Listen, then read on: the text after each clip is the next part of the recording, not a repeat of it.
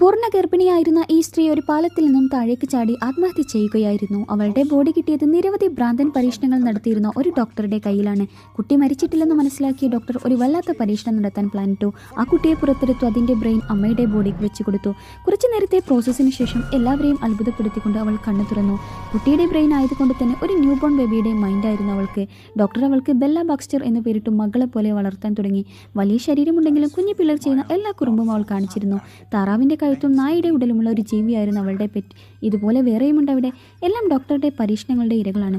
ബെല്ലയിലുണ്ടാകുന്ന മാറ്റങ്ങൾ രേഖപ്പെടുത്താൻ ഡോക്ടർ ഒരാളെ കൊണ്ടുവന്നു. ബെല്ല ഇങ്ങനെ ആയതിനു കാരണം അന്വേഷിച്ചു നടന്ന അവന് ഒരു ദിവസം ഡോക്ടർ അവൾക്ക് നടത്തിയ സർജറിയുടെ ഡീറ്റെയിൽസ് കിട്ടി. പൂർണ്ണ ഗർഭിണിയായിരുന്ന ഈ സ്ത്രീ ഒരു പാലത്തിൽ നിന്നും താഴേക്ക് ചാടി ആത്മഹത്യ ചെയ്യുകയായിരുന്നു. അവളുടെ ബോഡി കിട്ടിയത് നിരവധി ഭ്രാന്തൻ പരീക്ഷണങ്ങൾ നടത്തിയിരുന്ന ഒരു ഡോക്ടറുടെ കയ്യിലാണ്. കുട്ടി മരിച്ചിട്ടില്ലെന്ന് മനസ്സിലാക്കിയ ഡോക്ടർ ഒരു വല്ലാത്ത പരീക്ഷണം നടത്താൻ പ്ലാനിട്ടു.